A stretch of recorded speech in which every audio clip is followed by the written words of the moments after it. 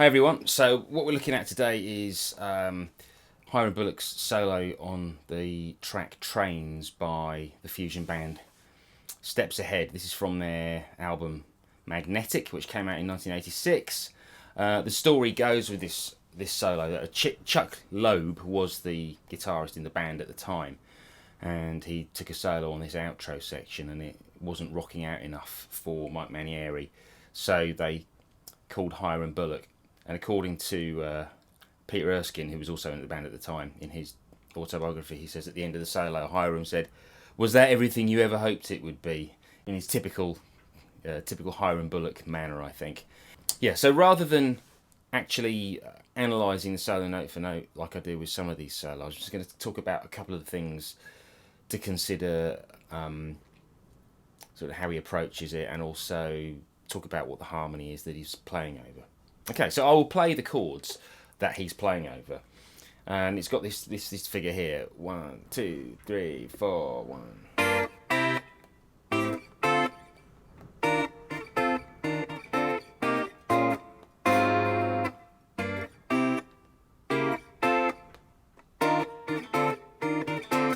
So what you've got basically is we are in the key of F, but what we're playing is basically G minor 7th, which is 2, to C, and then A minor 7th to D minor 7th. So you're going 2, 5, 3, 6, and then you go to this B flat over E flat, or you can call it E flat major 9 if you want. Down to D minor 7th, C minor 7th, B flat minor 7th. So you've got a parallel movement. So it's an actual modulation, and then it lands on the A flat 13th, which is a tritone substitution for D7th, before doing the second round where you do the same thing, but this time instead of the A minor 7th you do a C sharp diminished, which is like a substitution for A 7th, right? It takes in the D minor, then you got the,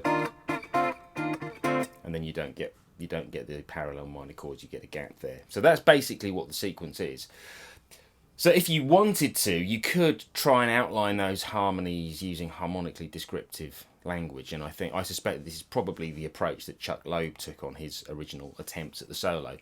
But because they wanted a bit more of a rocky vibe to it, they asked Hiram to have a go on it, and he takes a really straightforward, he almost treats it more like he's playing like mixture of F major and minor pentatonics, so he's sort of got a blues kind of vibe to it, and also there's a kind of a Dorian mode kind of thing going on as well. So interestingly enough,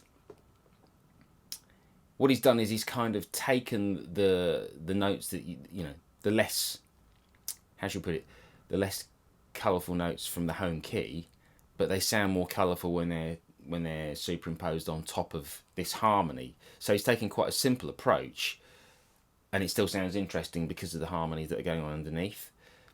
So I think that's something that you could maybe look at if you wanted to try and take an approach over more involved changes. If they're predominantly diatonic like this thing is, you can think about looking at what you can do with the pentatonic scales and just highlight it. I mean, he spends a lot of time in the early part of the solo playing the note of F. You know, he goes C. Was it? All that kind of pentatonic-y bluesy stuff. So yeah, I mean, he also does this sort of all that kind of, it's very standard guitar, blues vocabulary. Couple of things to note towards the end of the solo is that he starts playing a few little rhythmic ideas, repeating ideas, you know.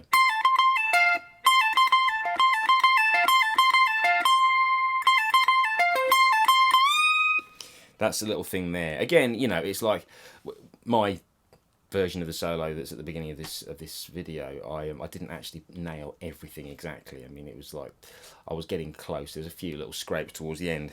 That bit there, for example, was one of those, because he sort of does that.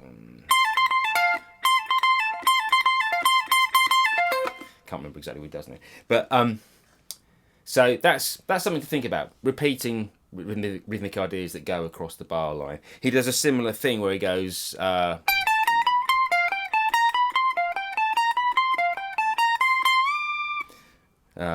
Again, I don't think I played it quite like him when I did my version. That's actually how it ends. I sort of went. I did something where I started the line up, started with the bend, I think, beforehand. But the point is, he's got this thing.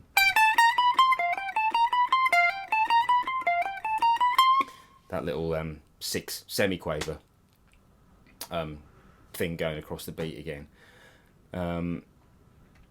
I guess one other thing that we could learn from this solo is the way that he builds it and paces it. He plays really quite low down the neck for the first few phrases, and then he ends up moving quite quickly up to the 12th fret area.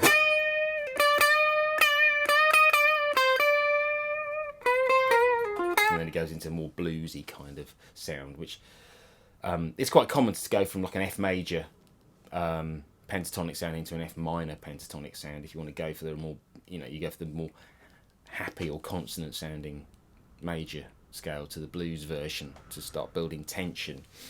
So I mean, I think the best thing really to learn from this is to listen to Hiram's kind of attitude that he brings to it. I mean, he's really just going for it. You can tell there's not really a huge amount of academic thought going into it. He's just playing what he's feeling, and I think, when I was transcribing it, I could hear how he was on the edge of falling off things in a few places, but just about, he sort of hangs on for dear life. But that was his whole approach. He was I think he was a pretty impulsive kind of guy, and he would just basically play what he felt without worrying too much about whether he was playing the changes or anything sort of academic like that. Okay, so I'll see you soon. Cheers.